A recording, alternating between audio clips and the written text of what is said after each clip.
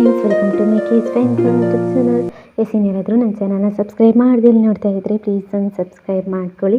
ನಾನಿವತ್ತು ಅನ್ನ, ಚಪಾತಿ, ಪರೋಟಗೆಲ್ಲ ತುಂಬ ಚೆನ್ನಾಗಿ ಹೊಂದ್ಕೊಳ್ಳುವಂತಹ ರಾಜ್ಮಾ ಕರಿ ರೆಸಿಪಿನ ಹೇಳ್ಕೊಡ್ತಾ ಇದ್ದೀನಿ.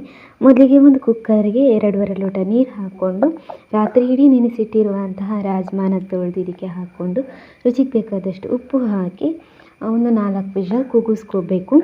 ರಾಜ್ಮಾ ಬೇಯೋದಕ್ಕೆ ಸ್ವಲ್ಪ ಹೊತ್ತಾಗುತ್ತೆ, ಹಾಗಾಗಿ ರಾಜ್ಮಾ ಬೆಂದ ಮೇಲೆ ಇವಾಗ ಒಂದು ಬಾಣಲೆಗೆ 2 ಸ್ಪೂನ್ ಆಗುವಷ್ಟು ಎಣ್ಣೆ, ಹಾಗೆ 1 ಸ್ಪೂನ್ ಆಗುವಷ್ಟು ಜೀರಿಗೆ, ಹಾಗೆ ಒಂದು ದೊಡ್ಡ ಗಾತ್ರದ ಈರುಳ್ಳಿನ ಹೆಚ್ಚಿಬಿಟ್ಟು ಹಾಕ್ಕೊಂಡು, ಹಾಗೆ 1-2 ಕಾಳುಮೆಣಸನ್ನ ಹಾಕ್ಕೊಂಡು, ಹಾಗೆ ಸ್ವಲ್ಪ ಕರಿಬೇವನ್ನ ಹಾಕ್ಕೊಂಡು ಚೆನ್ನಾಗೇ ಫ್ರೈ ಮಾಡ್ಕೋಬೇಕು.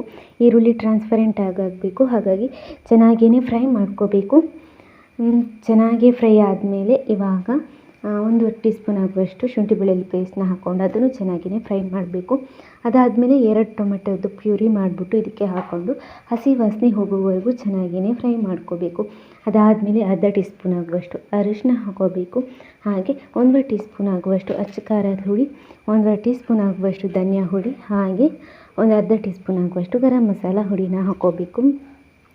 ಹಾಗೆ ರುಚಿಗೆ ಬೇಕಾದಷ್ಟು ಉಪ್ಪು, ಇವೆಲ್ಲನೂ ಹಾಕ್ಕೊಂಡು ಚೆನ್ನಾಗಿಯೇ ಫ್ರೈ ಮಾಡ್ಕೋಬೇಕು.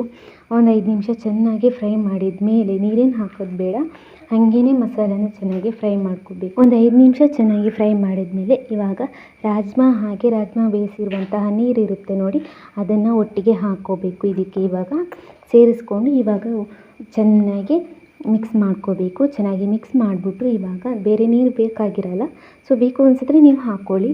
ಹಾಗೆ ಇದನ್ನು ಮುಚ್ಚಿಬಿಟ್ಟು ಒಂದು 10 ನಿಮಿಷ ಬೇಯಿಸ್ಕೊಳ್ಳಿ. ಅಷ್ಟೇ, ಗ್ರೇವಿ ಥರ ಬರೋವಾಗ ಇದಕ್ಕೆ ಮೇಲ್ಗಡೆ ಕೊತ್ತಂಬರಿ ಸೊಪ್ಪು ಹಾಕಿದರೆ ಆಯಿತು. ಚೆನ್ನಾಗಿಯೇ ತುಂಬ ಟೇಸ್ಟಿಯಾಗಿರುವಂತಹ ರಾಜ್ಮಾ ಕುರ್ಮ ರೆಡಿಯಾಗಿರುತ್ತೆ. ನೀವು ಟ್ರೈ ಮಾಡಿ.